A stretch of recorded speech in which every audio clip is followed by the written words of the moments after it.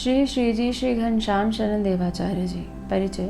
अनंत शिव भूषित जगत गुरु श्री निम्बारकाचार्य पीठाधिपति श्री घनश्याम शरण देवाचार्य श्री श्रीजी महाराज बड़े शांत, सरल, समदर्शी एवं सौम्य स्वरूप थे। आपका जन्म भी जयपुर मंडल अंतर्गत हस्तेड़ा नामक ग्राम के उस गौड़ ब्राह्मण परिवार में हुआ था कि जिस वंश परंपरा में आपके पूज्य गुरुदेव श्री गोपेश्वर शरण देवाचार्य जी महाराज का था। इस परंपरा के घर आज भी हस्तेड़ा में विद्यमान हैं। आप विक्रम संवत 1928 से विक्रम संवत 1963 तक आचार्य पीठ पर विराजमान थे। आपके समय में हाथी, घोड़ा, रथ, पालकी, ऊंट, बैल, गाय आदि सब प्रकार से वैभव का पूर्ण साम्राज्य था। आप भगवान श्री राधा माधव तथा श्री सर्वेश्वर प्रभु की सेवा के अतिरिक्त हरिनाम स्मरण एवं जप साधन में सतत संलग्न रहा करते थे। श्रीमद् भागवत का नित्य स्वाध्याय तथा वैष्णव सेवा आपका प्रधान लक्ष्य था। जोधपुर, बीकानेर, बूंदी आदि राज्यों में भी बड़े समारोह पूर्वक आप श्री की पदरावनी तथा कई बार तीर्थाटन आदि के आयोजन भी बड़े ही वैभव पूर्वक होते रहे। आपके वचन में पूर्ण सिद्धि बल था। आपके शुभ आशीर्वाद द्वारा कई भक्तों के मनोरथ पूर्ण हुए हैं। यहाँ भगवान श्री राधा माधव एवं श्री सर्वेश्वर प्रभु के दर्शनों के अतिरिक्त इस तपस्थली में श्री स्वामी जी महाराज की धूनी की विभूति और नाला जी का जल श्रद्धालुओं की मनोकामना पूर्ण करते हैं। आपके शुभ आशीर्वाद द्वारा एक भक्त की वंश वृद्धि की चमत्कार पूर्ण घटना इस प्रकार है। श्री निम्बारकाचार्य पीठ निम्बारक तीर्थ इस्लामाबाद से पश्चिम की ओर 2 मील की दूरी पर जंगल में एक मालाराम चाड़ गुजर का केवल एक कच्चा घर और उसके चारों ओर कांटों का बाड़ा था। परिवार में वह और उसकी पत्नी तथा एक विधवा लड़की, ये 3 प्राणी थे। मालाराम चाड़ भेड़ बकरी रखता था। दिन भर जंगल में इधर उधर उनको चराना यही उसका एकमात्र व्यवसाय था। इसी व्यवसाय में वह धन संपन्न भी हो गया। खाने पीने की कोई कमी नहीं थी, पर उसके संतान पुत्र न होने के कारण वह सदा चिंतित रहता था। एक दिन की बात है, श्री निम्बारकाचार्य पीठ के पंडित श्री रामधन जी तथा श्री लक्ष्मी नारायण जी बोरायड़ा व्यास यजमान वृत्ति करते हुए इधर से आ निकले, जहाँ पर वह भेड़ बकरी चरा रहा था। उसने दोनों हाथ जोड़े, उन्होंने आशीष दी। थोड़ी देर वहीं वृक्ष के नीचे बैठ गए। परस्पर कुशल मंगल पूछने के पश्चात प्रसंग चल पड़ा। जिस दुख से वह दुखी था, इसका समाधान करते हुए दोनों पंडितों ने कहा, देख तू छुप छुप कर भगवान श्री सर्वेश्वर के जंगल सागरमाला में भेड़ बकरी चराता है और लकड़ी भी काट लाता है। कभी दर्शन करना या पाई पैसा भेंट करने का काम नहीं।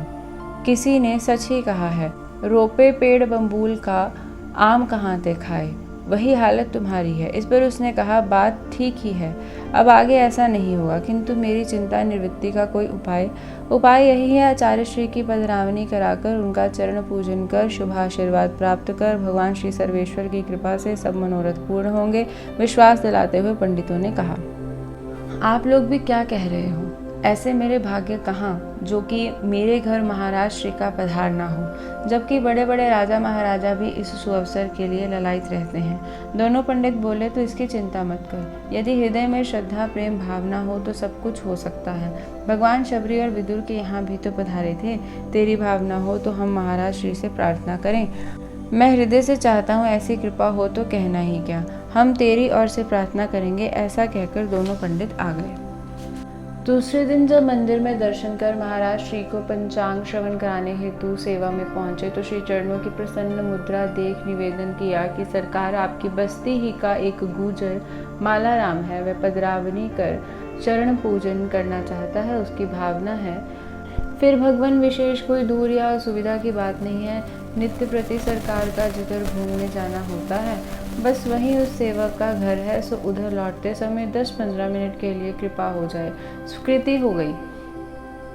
पंडितों ने उसे सूचना कर दी। उसने निर्देशानुसार तैयारी कर ली। निर्धारित समय पर श्री चरणों का वहां पधारना हो गया। मालाराम के हर्ष का पारावार नहीं। पग पावना पूर्वक पधरावनी कर चरण पूजन किया और यथाशक्ति भेंट की। जब आरती करने लगा तो उसके हाथ कांपने लगे और आंखों से आंसू बहने लगे। ये देखकर तत्काल ही परम दयालु महाराज श्री ने कहा, क्यों, क्या बात है, ऐसा क्यों? इस पर दोनों पंडितों ने तुरंत सहारा लगाते हुए कहा कि महाराज, क्या बताया जाए, दाल रोटी का तो इसके यहाँ कोई घाटा नहीं, पर इसके कोई संतान नहीं। यह एक लड़की है, सो भी विधवा। अतः संतान न होने से यह दुखी है और कोई बात नहीं। महाराज श्री ने प्रसन्न मुद्रा में ही कहा, अभी कोई उसकी उम्र ज्यादा थोड़ी ही हुई है, 30-40 वर्ष का है, चिंता क्यों करता है। भगवान श्री सर्वेश्वर प्रभु की कृपा हुई तो एक क्या 7 पुत्र होंगे। अब तो सभी ने एक साथ भगवान श्री सर्वेश्वर प्रभु की बड़े ही हर्ष के साथ उच्च स्वर से जय घोष की। महाराज श्री के शुभाशीर्वाद द्वारा समय पाकर क्रमशः उसके 7 ही पुत्र हुए और फिर उन्हीं 7 की संतान द्वारा इतनी वंश वृद्धि हुई कि जिस स्थान पर मालाराम चाड़ का घर था उसी स्थान पर आज मोतीपुरा नाम का एक ग्राम बसा हुआ है, जिसमें उसी परिवार के सब घर हैं। भगवत कृपा से आज भी ये सभी घर धन जन संपन्न हैं। यह ग्राम ही नहीं, इसके अतिरिक्त इसके गांव से थोड़ी दूरी पर इसी वंश के घासी चाड़ की ढानी भी प्रसिद्ध है। इस वंश की आचार्य पीठ में पूर्ण श्रद्धा है। वर्तमान आचार्य श्री चरणों की 2-3 बार बड़े समारोह पूर्वक पधरावनी की है।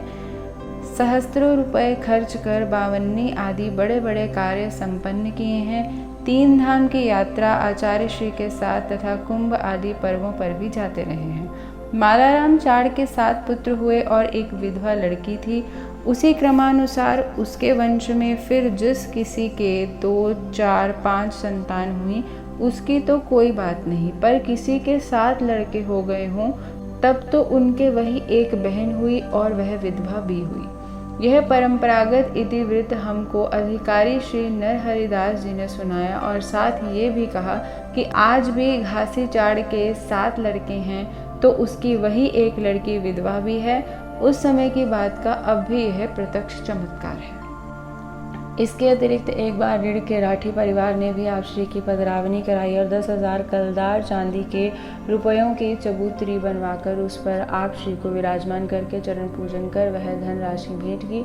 उसी धनराशि से आचार्य श्री ने भगवान श्री राधा माधव के चांदी का विशाल भव्य सिंहासन बंगला बनवाया, जिस पर भगवान श्री राधा माधव जी सतत विराजमान हैं। इसी प्रकार आपके समय पिसांगन राजा जी ने पुत्र कामना पूर्ण होने पर राजकुमार का चोटी जडुला और राजभोग आदि पीठ में श्री स्वामी जी महाराज की तपस्थली में आकर उत्साह पूर्वक अपना मनोरथ संपन्न किया था। उनके यहाँ से आया हुआ रथ पालकी आदि आज भी पीठ में विद्यमान है। इस प्रकार आचार्य श्री घनश्याम शरण देवाचार्य जी महाराज की वाक सिद्धि द्वारा कितने ही भक्तों के मनोरथ पूर्ण हुए हैं। आपकी चरण पादुकाएं आचार्य पीठ में ही विद्यमान है। आपका पाठोत्सव आश्विन कृष्ण षष्ठी को मनाया जाता है।